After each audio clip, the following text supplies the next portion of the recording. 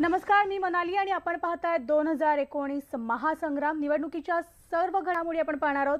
पण त्यापूर्वी एक महत्त्वाची बातमी, ती म्हणजे संपूर्ण देशाचं लक्ष या बातमीने वेधून घेतलं होतं। पंतप्रधान नरेंद्र मोदी यांनी काही वेळापूर्वीच देशवासियांना संबोधित केलं। भारताकडून मिशन शक्ती या मोहिमेअंतर्गत क्षेपणास्त्राद्वारे एक उपग्रह पाडण्यात यश आलं आहे आणि अशा स्वरूपाची कामगिरी करणारा भारत हा चौथा देश ठरल्याची माहिती पंतप्रधान नरेंद्र मोदी यांनी दिली आहे। आम्ही ही मोहीम कोणत्याही देशाविरुद्ध राबवलेली नसून भारताच्या नागरिकांची आणि देशाची सुरक्षा यासाठीच ही मोहीम राबवली आहे। तर आम्हाला जगात शांतता ठेवायची आहे, आम्ही युद्धाचा हेतू आमचा नाही असंही मोदींनी आपल्या भाषणातून सांगितलं। हमारे वैज्ञानिकों ने अंतरिक्ष में, स्पेस में 300 किलोमीटर दूर LEO लो अर्थ ऑर्बिट में एक लाइव सैटेलाइट को मार गिराया है। LEO लो ऑर्बिट में यह लाइव सैटेलाइट, जो कि एक पूर्व निर्धारित लक्ष्य था, उसे एंटी सैटेलाइट A-सैट मिसाइल द्वारा मार गिराया गया है। सिर्फ 3 मिनट में सफलतापूर्वक यह ऑपरेशन पूरा किया गया है। मिशन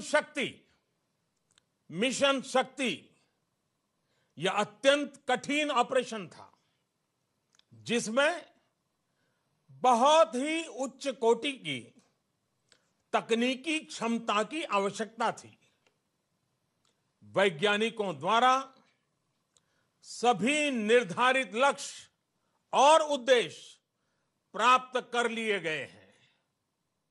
हम सभी भारतीयों के लिए यह गर्व की बात है, यह पराक्रम भारत में ही विकसित एंटी सैटेलाइट A-सैट मिसाइल द्वारा सिद्ध किया गया है।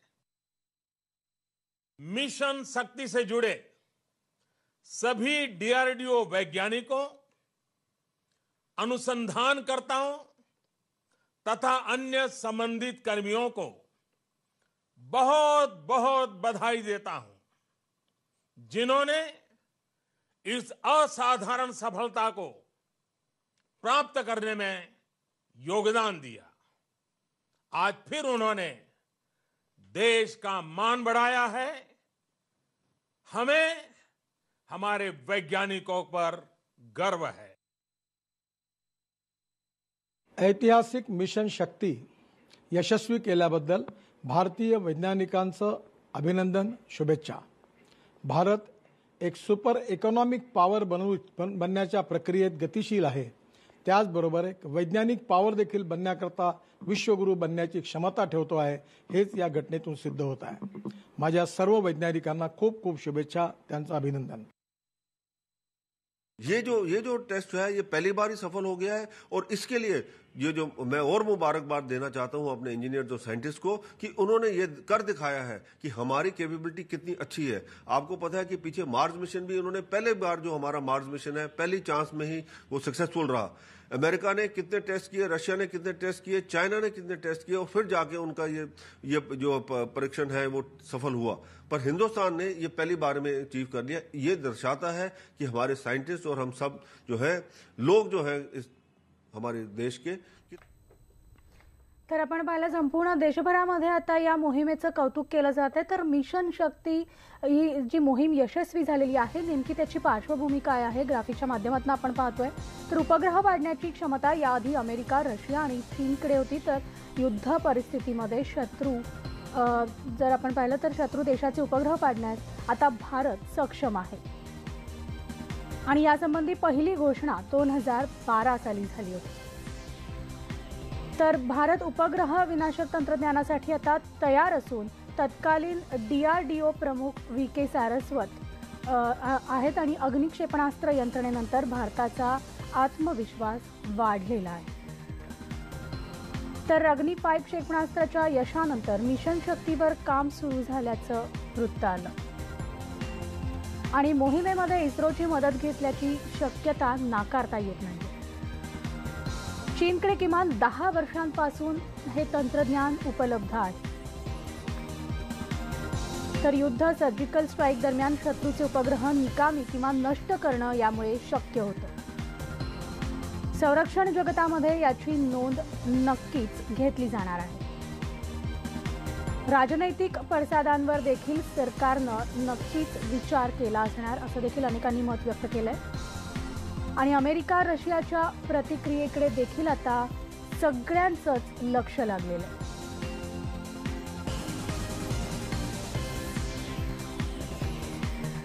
तर सॅटेलाइट मिसाईल यंत्रणा म्हणजे नेमकं काय? शत्रू देशांचे उपग्रह पाडणं, निकामी करण्याचं हे तंत्रज्ञान आहे. स्फोटक क्षेपणास्त्र अंतराळात पाठवणं हे देखील एक मोठं आव्हान असतं आणि जितकं वजन अधिक तेवढं आव्हान जास्त. अंतराळात उपग्रहांचा वेग जो आहे तो साधारण 5 ते 7.5 किलोमीटर प्रति सेकंद आहे. उपग्रहाचा अचूक निशाणा साधणं हे एक मोठं आव्हान त्यासमोर असतं. अँटी सॅटेलाइट मिसाईलचा प्रवास जर आपण पाहिला तर तो 200 ते 800 किलोमीटर वेगानं आहे. युद्धाच्या या प्रकाराला अंतराळात युद्ध म्हणजे स्पेस वॉर असं म्हटलं जातं आणि आतापर्यंत कोणीही याचा वापर शत्रूवर केलेला नाही. तर अमेरिका, रशिया, चीननं केवळ चाचण्याच केलेल्या आहेत. जगात यासाठी 1950च्या दशकापासून प्रयत्न सुरू होते आणि 13 सप्टेंबर 1985 रोजी अमेरिकेला पहिल्यांदा यश आलं. तर 11 जानेवारी 2007 रोजी चीनकडून यशस्वी चाचणी घेण्यात आली. तर मे 2016 मध्ये रशियाची चाचणी यशस्वी ठरली आणि 27 मार्च 2019 म्हणजे आजच्या दिवशी यशस्वी चाचणी करणारा भारत हा 4थ्या क्रमांकाचा देश आहे.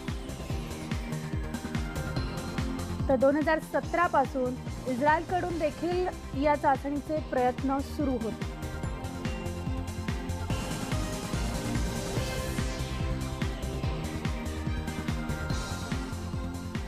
तर मिशन शक्ती संदर्भात आपण पाहिलंय देशभरामध्ये कौतुक केलं जातंय आणि विरोधकांनी मात्र यावर काय प्रतिक्रिया दिली ती सुद्धा आपण पाहूयात.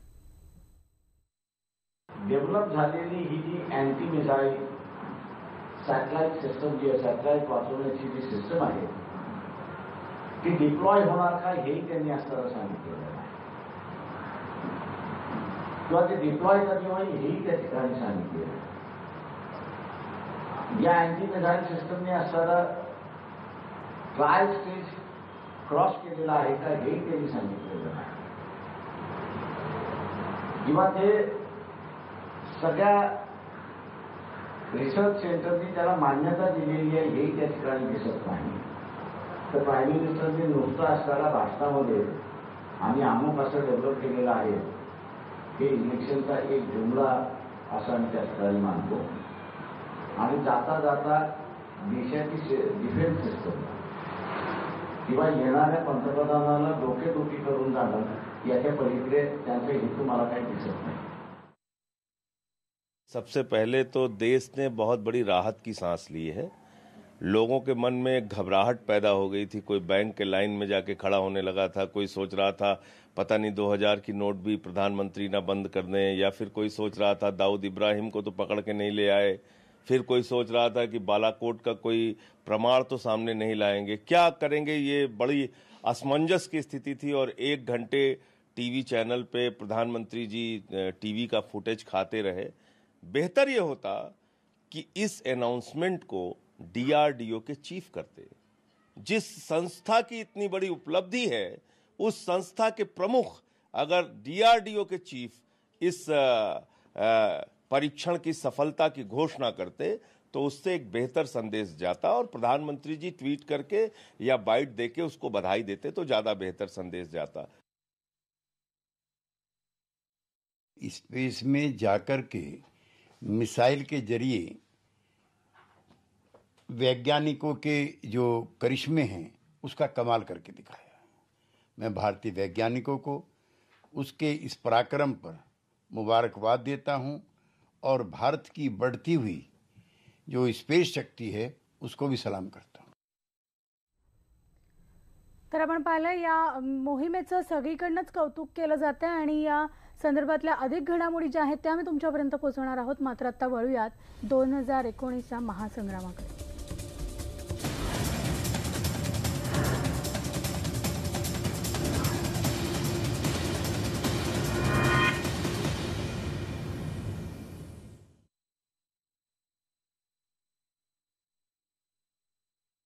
रंग जो आहे तो अधिकच उजळत चाललाय, वाढत चाललाय, रणधुमाळी वाढतीये। यामध्ये आता अभिनेत्री उर्मिला मातोंडकर आज सकाळी 11 वाजता दिल्लीत दाखल झाली, तर संजय निरुपम आणि काँग्रेसच्या अन्य नेत्यांसोबत ती दिल्लीला पोहोचली आहे। उर्मिला आज दुपारी काँग्रेसमध्ये काही वेळातच प्रवेश करणार असल्याचं सुद्धा माहिती आहे आणि राहुल गांधींच्या निवासस्थानी हा पक्षप्रवेश होईल अशी माहिती मिळते। पक्षप्रवेशानंतर काँग्रेस पत्रकार परिषद देखील घेणार आहे आणि या पत्रकार परिषदेत उर्मिलाला उत्तर मुंबईतून उमेदवारी देण्याबाबतची घोषणा देखील केली जाऊ शकते। उत्तर मुंबईतून भाजपच्या गोपाळ शेट्टी विरोधात उर्मिला मातोंडकर निवडणुकीच्या रिंगणात उतरेल हे जवळपास निश्चित मानलं जात आहे।